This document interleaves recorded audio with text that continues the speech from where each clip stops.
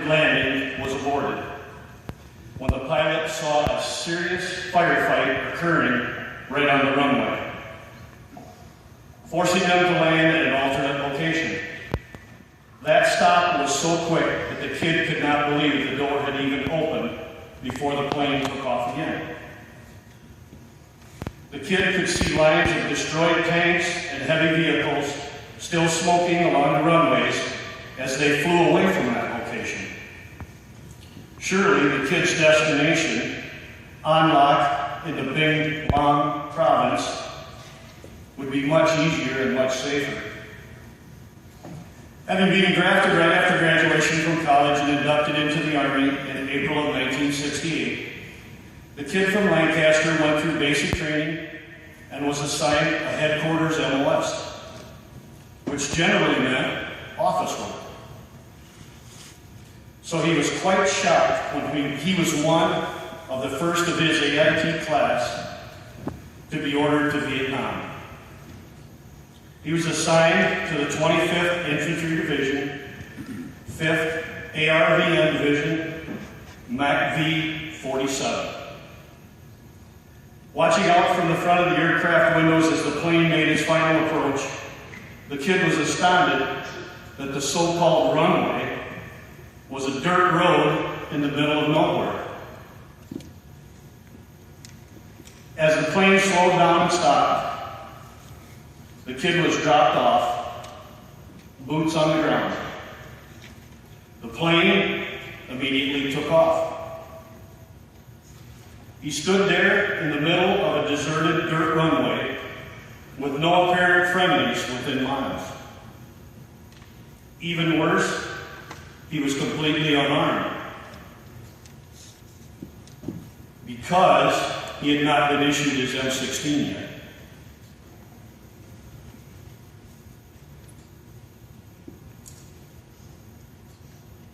Standing next to the deserted runway, the kid was close to panic, and he noticed a dust cloud over a mile away moving his direction.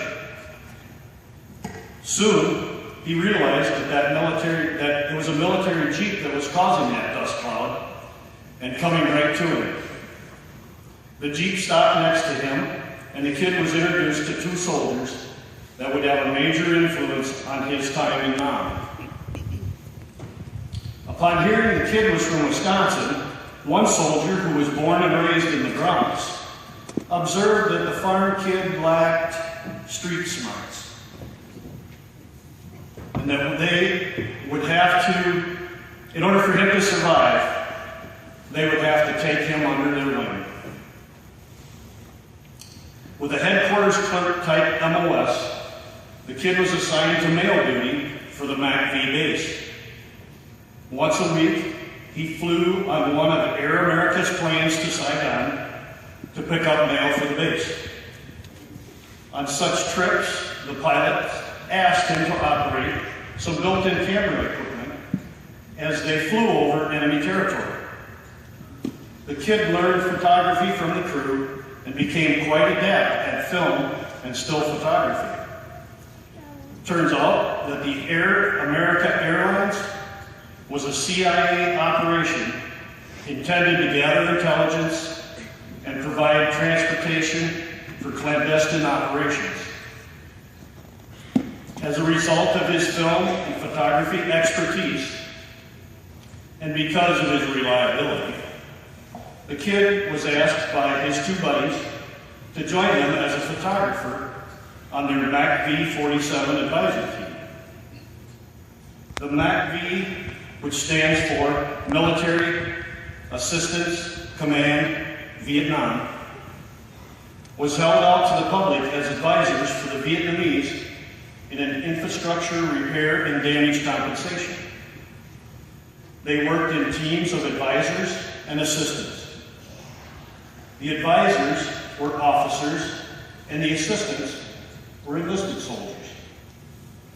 The kid soon discovered that the infrastructure he was to photograph were the enemy's prisoner of war camps in Laos and Cambodia. Officially, the U.S. soldiers were not to enter Laos Laos or Cambodia. However, the clandestine operation did not follow the rules. The three-man team, including the kid, were flown into Laos or Cambodia by helicopter and dropped off to find and photograph the North Vietnamese temporary POW camps, so that intelligence could be determined what route they used to take the POWs to North Vietnam prisons. The kids' team would have 5 days to complete their missions and return to the pickup point. If they failed to be at the pickup point at the designated time, they would be left behind and presumed dead. The kids' three-man team made over 25 incursions into Laos and Cambodia, photographing various POW camp locations, of all which were expected to be empty of POWs, and with only an occasional guard present. However, on one operation in Cambodia, the kids spent an entire day concealed, photographing, and filming an active POW camp containing numerous prisoners of war. Because of the delay caused by the presence of the North Vietnamese soldiers, the team had to run for their pickup point and barely reached it in time. Upon returning to the base, the kid was informed by his superiors that it could not have been an active POW camp and that the cameras and films were seized from him. And he was ordered not to speak to anyone about this. Every 2 or 3 weeks, the kids' 120-man base came under rocket, mortar, and heavy machine gun attacks. Usually, the night-long attacks were repelled by the base soldiers, but at times, nearby special forces had to come and assist.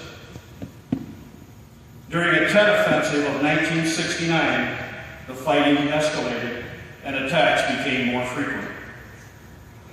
During one such attack, the kid was running for the trenches when a rocket exploded approximately 150 feet to the rear, spraying red-hot shrapnel at the kid as he dove into the trench. When the mortar fire stopped, the kid climbed out of the trench to survey the damage. Almost immediately, he heard a whistling sound and was slammed back into the trench, screaming with pain. A 51 caliber bullet had ricocheted off of a nearby 50-gallon steel barrel and into the kid, chipping his leg bone. The base's Air Force medic treated the kid, cleaned up the wounds, and after some days of rest, the kid was back in Laos searching for the POW camps. In November of 1969, the kid left Vietnam, was honorably discharged, and came back to Lancaster. Years later, a local Lancaster doctor counted over 250 jagged shrapnel pieces still in the back of the kid from Lancaster.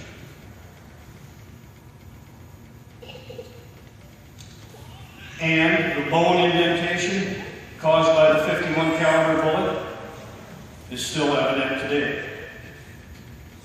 It's an extreme honor for me to introduce to you a kid from Lancaster, Roger Reed.